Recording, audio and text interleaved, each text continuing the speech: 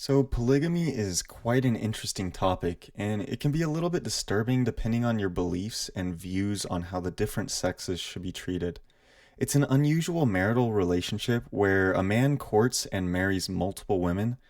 There have been many cases just within American society, typically in insular religious communities, where polygamy has been practiced, and there's also been many more around the world. It's a pretty common practice for certain religions, specifically Islam and Mormonism, and is most common within Islamic dominant countries. Now, I know there's many different cases and ways to practice polygamy in the world. However, today I'd just like to discuss the presence of polygamy in American culture and just because it was the most interesting to me and it seemed the most, well, odd. The main sources, or rather the most substantial evidences of polygamy in American culture, come from the radical members of the Fundamentalist Church of Jesus Christ of Latter-day Saints, or for short, FLDS. This is a denomination that is routinely based in the Mormon religion. The main reason why people practice polygamy in the FLDS is due to their belief that it will increase their status when they ascend to heaven. Therefore, more wives equals more clout. The most famous case is that of Warren Jeffs, who in fact is the president of this denomination. He's got a lot of wives in that picture, right? Pretty crazy. Well, we're not going to talk about him much today. I just want to get a picture in your mind of what this meant in American culture and how, let's just say, different it can get. So, when it comes to courting and dating in polygamy, there's not really any rules. The main fact is that men just try to convince or court women that they meet to be, just a so-called a good fit for their family. Throughout my time researching and digging through these deepest, darkest depths of the polygamous scripts, as I say, I found that these men will basically court whoever they please, no matter their age, ethnicity, or background. Most of the time, they require them to be the same religion as them, or they just convince them to convert to their beliefs. So, on another topic, sexual relations are strictly prohibited and reserved for marriage. Because once marriage has happened, it's the sole purpose of the wives within the polygamous relationship and the family to provide children for the family. Once they're brought into the family, though, it's actually still quite uncommon for the women to have sexual experiences. The men just kind of keep their own pace and add another woman to their schedule. Polygamy is also just one of those things that, especially in America, that people don't really ask, they just do.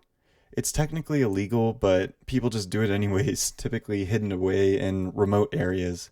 Most of the time in a polygamist family, they'll have one man who's the leader of the family, and then there'll be one main wife or the legal wife. This is the only marriage they actually sign a legal license for, and every marriage after this is done through the church, and there's not really any legal public record of the commitment to a relationship. Though polygamy is highly illegal in the US, in Utah they have lowered the charge to only a small traffic infraction. And when women are brought into a polygamous family, they're bound by a marriage document within the church, which unfortunately for them, there's no legal doctrine to get out of through, let's just say, a polygamous divorce. So, in American society, people still need to adhere to the laws of being 18 to get a marriage license, but within polygamous traditions, there are ways to get around this legality due to different states having consensual agreement laws where parents can agree to let their child get married as early as 12 years old. I would say that's child abuse. So typically the wedding and all the costs are taken care of by the man of the polygamous family, but that money almost always comes from welfare checks of his other wives. The average size of the wedding also kind of just includes the polygamous family and the members of that family and maybe anyone they deem fit to invite.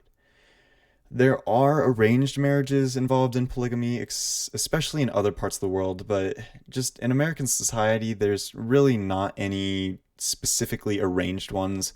There are some that are called placement marriages, and those are just done through the church itself. So typically, if a woman gets into a polygamous relationship with a man who already has a polygamous family in isolation, then she'll go and live with him to start another sector of his life, typically on his compound or wherever he is.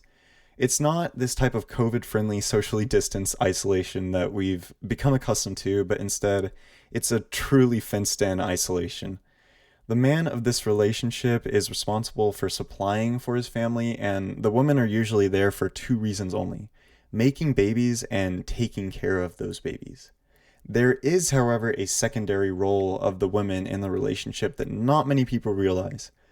All of his wives after the first legal wife that are not legally bound to him by government standards, they're actually declared to be single, and they receive welfare checks for all of the children that they have, and all of that money goes straight to the man who is the provider and the one who handles all the decisions, kind of like a pyramid scheme. So let's talk about divorce. Well, for one, divorce really is not an option and it's actually prohibited.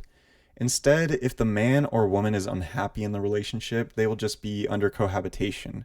For the most part, these women tend to be more than happy to continue their lives as part of the polygamous family to take care of their children. Instead, let's just talk about how the few people that want to get out of these situations actually escape.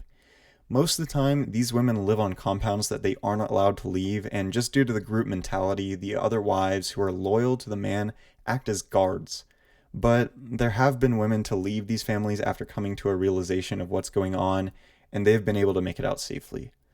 So, yeah, just to conclude, polygamy as a whole is a pretty incredible venture, and honestly, I still don't understand how it's practiced in American society today.